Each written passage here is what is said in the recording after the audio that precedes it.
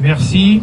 Donc mon nom est Philippe Combaz et je vais garder la même structure que Noël qui vient de parler, c'est-à-dire en deux temps, pourquoi je suis là et deuxièmement, ce que je peux vous apporter à partir de mon expérience personnelle que je partage avec vous. Donc premièrement, pourquoi je suis ici? Donc moi-même, mon père est juif, il est né en 1943 dans Paris, occupé par les Allemands, par les nazis. Je vais faire le distinguo entre les nazis et les Allemands. Les Allemands, on va considérer que ce sont des gens bien comme nous. Les nazis, c'était des gens fanatisés.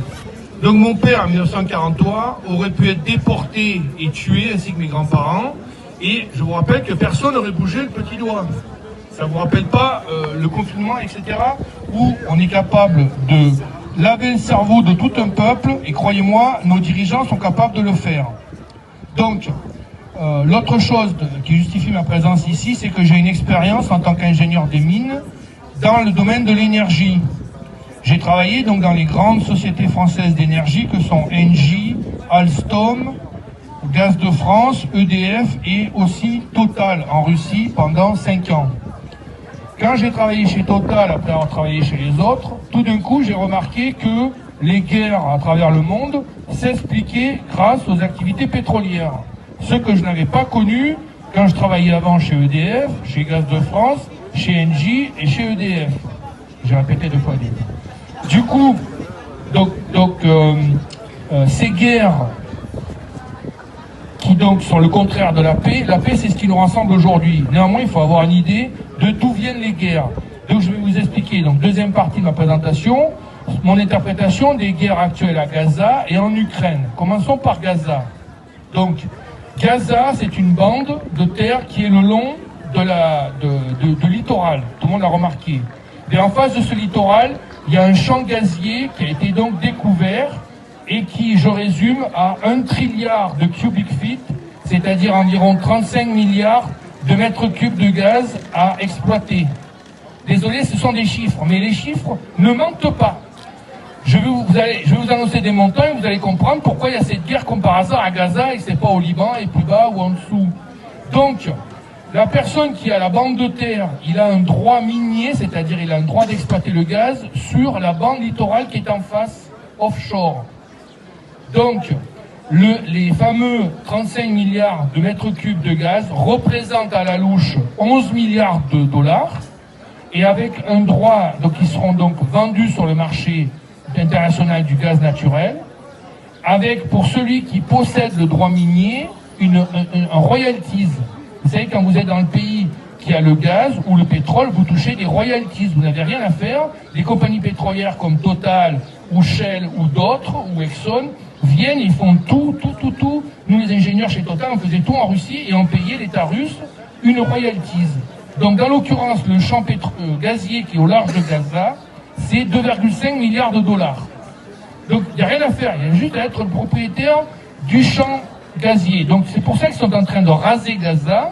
Israël va avancer en disant, bon ben du coup c'est Israël, et du coup c'est nous qui sommes les propriétaires du champ gazier. C'est-à-dire qu'on est en train de tuer des enfants pour de l'argent. C'est la conclusion à laquelle je voulais arriver. Donc 2,5 milliards de dollars pour tuer 4 millions de gens. Vous voyez à peu près le rapport des crétins qui nous gouvernent. Vous avez entendu parler que l'armée américaine a été sommée par Joe Biden de construire un port à Gaza pour soi-disant acheminer l'aide alimentaire. Bien entendu, il n'y a pas besoin de port pour acheminer l'aide alimentaire au Gazaouis, puisque ce sont des camions qui arrivent toujours d'Égypte, de Syrie, etc.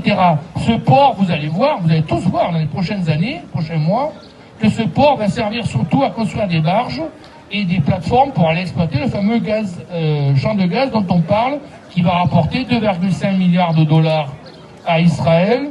Comme on vend du gaz sur le marché, on peut aussi intervenir pour manipuler les cours, le prix auquel est vendu le pétrole et le gaz. Deuxième exemple, ça sera la fin de ma démonstration, la guerre actuelle, l'opération spéciale russe en Ukraine. Alors, depuis que l'Ukraine a été attaquée par la Russie, les cours de pétrole et de gaz sont montés. C'est automatique. Dès qu'il y a une guerre, il y a un choc sur les prix du pétrole et du gaz. Donc, quels sont, comme par hasard, les 2 premiers producteurs de pétrole mondiaux et les 2 premiers producteurs de gaz mondiaux? Ce sont respectivement les États-Unis et la Russie. Donc, ces 2 pays bénéficient sur la montée du prix du pétrole et du gaz, puisque tous les deux sont les deux premiers producteurs. Donc en fait, comme a dit George Orwell, la guerre n'est pas destinée à être gagnée, la guerre est destinée à durer. Parce qu'en fait, derrière, vous avez des enjeux colossaux en milliards de dollars. Et la vie des Ukrainiens, comme la vie des Gazaouis tout à l'heure, ne vaut rien. Si on parle en dizaines de milliards de dollars cette fois, puisqu'il s'agit des cours mondiaux du pétrole et du gaz. Et évidemment, les imbéciles qui se font baiser par ce système, c'est nous, parce que nous n'avons aucune production de pétrole et de gaz. Et en face, les agitateurs de guerre, comme par hasard, ce sont ceux qui produisent le pétrole et le gaz. C'est toujours pareil, c'est follow the money trail. Suivez la piste de l'argent. Donc, pourquoi la Russie et surtout les États-Unis voudraient manipuler les prix du pétrole et du gaz à la hausse? Pourquoi? Parce que les gens ne savent pas, mais le plus gros bassin pétrolier et gazier, c'est celui qui se trouve aux États-Unis. Or, lui, tout le pétrole facile et le gaz facile, depuis 140 ans, a été extrait. Donc il ne reste maintenant dans le sous-sol américain plus que le pétrole de schiste et le gaz de schiste. D'ailleurs, ils nous vendent le fameux gaz de schiste. Or, ce pétrole de schiste et ce gaz de schiste, s'il est exploité en dernier, c'est qu'il coûte cher à exploiter. On va dire environ 50 $ le baril. Donc, bien entendu que si vous produisez le pétrole à 50 $ le baril, comme c'est le cas actuellement aux États-Unis, vous ne pouvez pas accepter que le Venezuela, la Russie ou l'Iran ou l'Irak se mettent à déverser des milliards de barils sur le marché, puisque mécaniquement le prix du pétrole va baisser.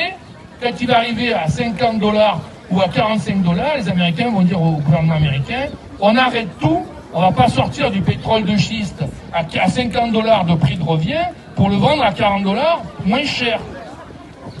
Il faut savoir que tous les gens qui travaillent dans le pétrole aux États-Unis sont payés 120 000 $ par an, c'est-à-dire 10 000 $ par mois. C'est-à-dire que les États-Unis se retrouveraient d'un coup avec des chômeurs, plus d'activité industrielle, et ils devraient importer du pétrole et du gaz en imprimant donc des dollars. Ça leur poserait pas de problème, sauf que ça ferait chuter le prix du dollar. On parle donc cette fois de manipulation des monnaies. Donc, les États-Unis, c'est la conclusion, les États-Unis et la Russie, pour l'instant, ont tout intérêt à perdurer la guerre en Ukraine et d'ailleurs la guerre à Gaza, parce que ça leur permet de maintenir un prix du pétrole et du gaz haut. Pour les États-Unis, ça leur permet de continuer de produire du pétrole de schiste et du gaz de schiste qui ne serait sinon pas économiquement viable. Et pour la Russie, ils vendent un produit qui est plus cher. Voilà. Donc les guerres, malheureusement, viennent beaucoup des activités pétrolières et gazières. Voici ma conclusion.